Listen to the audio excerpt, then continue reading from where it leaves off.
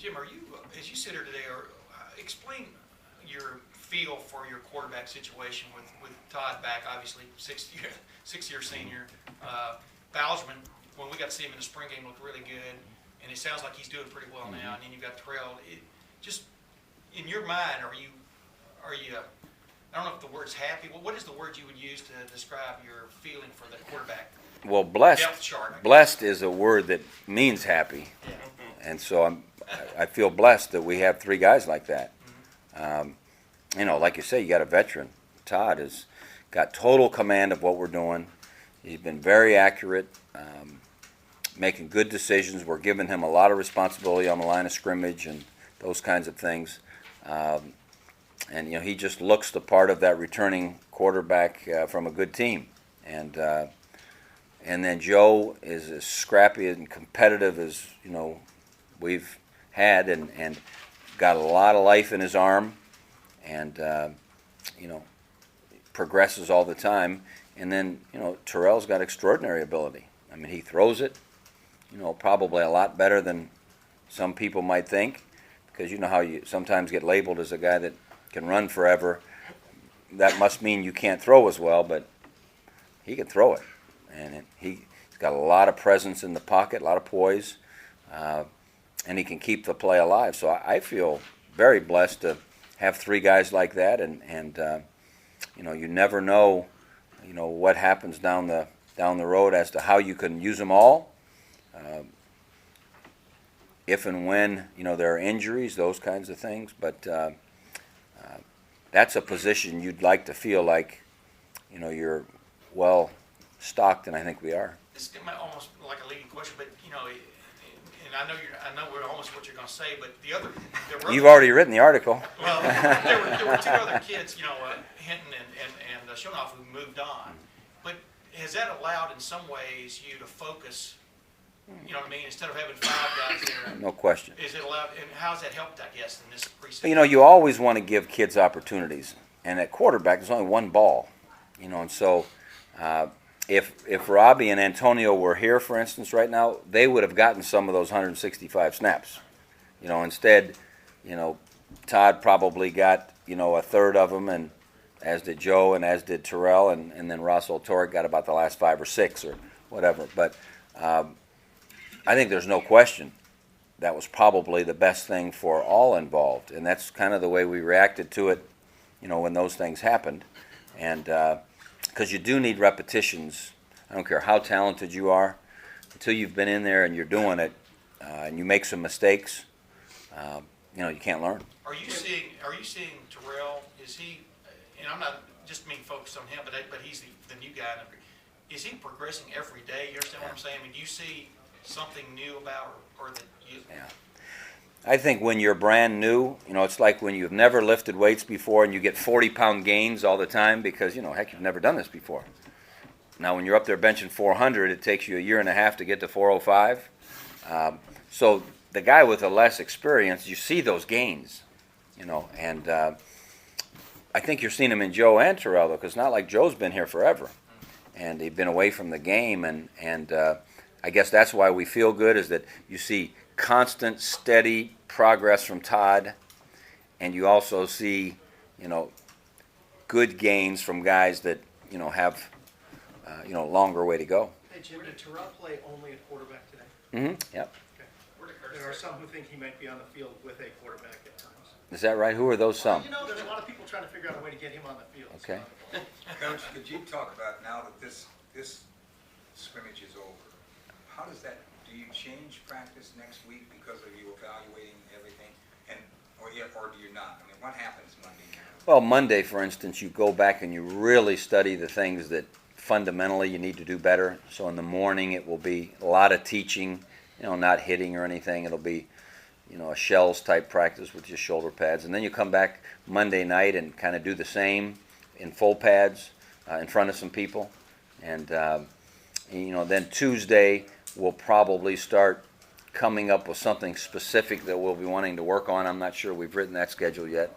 I know we've written the 2 Monday schedules. And then Wednesday we have our kick scrimmage, which takes up a good bit of one of the practices that day. And Thursday you got a one a day. And Friday you'll be well into your first game planning practice. Trying to get a little head start there. You read blanket polls. I think the AP might be out today. I think you're second. You moved up a notch. We moved up from today's scrimmage.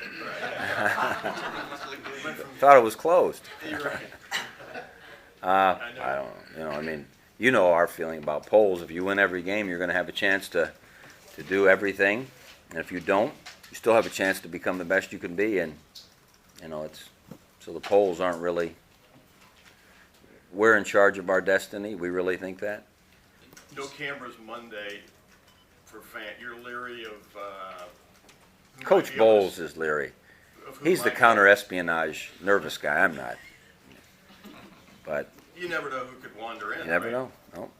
He'd be comfortable with Pryor if he had to play. How about Bowserman? You feel Yeah, pretty comfortable? yeah. Joe's coming along. Are you surprised by that? No. Joe's competitive. We liked him coming out of high school.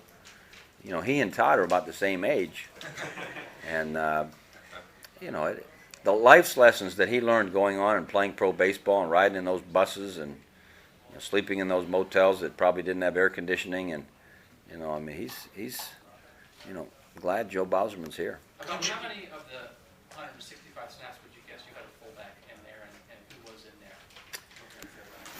That goes back to, I think, his question about what did Curtis play. Curtis played Sam backer and defensive end today, and he played on the little bit of special teams we did.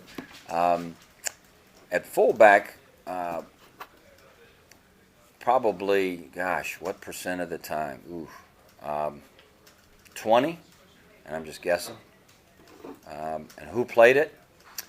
Ryan Lukens, Brandon Smith, Jamil Martin, James Georgiadis, Spencer Smith. I remember Spencer catching the ball. Jamil Martin even played some tailback. He's kind of our double role guy. He can run it now, especially late in the game or late in the scrimmage when you're a little bit loaded up, fatigue-wise, and that big guy hits you. So, Shelley, do we have any of our guys ready? Because I know they're okay. Wait a minute. Where's Lori? What's your name, young lady? Katie, you get the last question. We always give a lady the last question.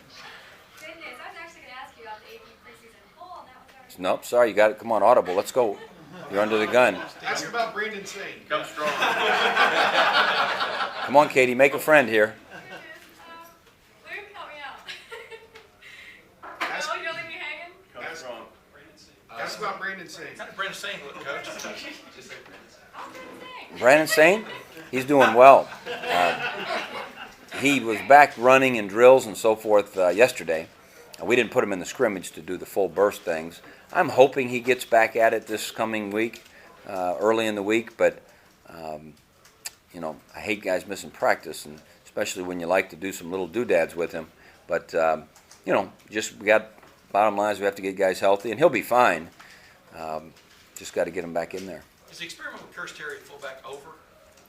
Katie, was that your question? It's an addendum to her. Addendum to her question? Running back situation. No, it's never over till it's over, as they say. But, he focused more on defense this week. And, we've got to evaluate our fullback situation. And the nice thing about Curtis is that he's got the ability to help in a lot of different ways. End, backer, fullback, special teams.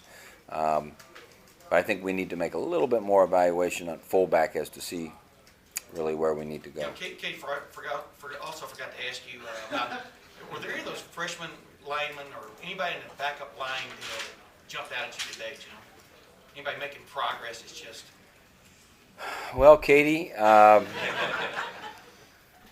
thought, I thought that both Andrew Moses and Mike Brewster did a good job of handling the number 2 unit center. They kind of flopped between second and third unit and didn't see too many wrong decisions, and that's a hard position to play, that center. I think J.B. Shugarts and guys like Connor Smith. Josh Kerr was out, didn't play, but he'll be back Monday. Would have liked to have seen him there. But I think Andrew Miller is a guy that, I think when we watch the film, we're going to feel good about him, but it's so hard for me to tell those guys in the trenches. So Katie, is that satisfactory? Absolutely. Okay, thank you. All righty.